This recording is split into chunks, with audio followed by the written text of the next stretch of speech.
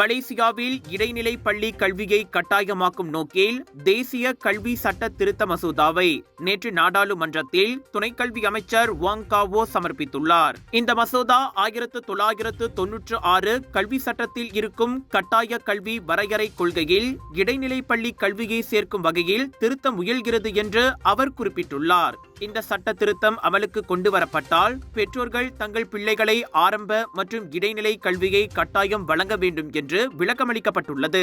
சட்டத்திற்கு எதிராக தங்கள் குழந்தைகளை பள்ளியில் சேர்க்க தவறினால் பெற்றோர்களுக்கு 5000 ரிங்கெட் வரை அபராதம் மற்றும் 6 மாத சிறை தண்டனையும் நிச்சயம் விதிக்கப்படும்.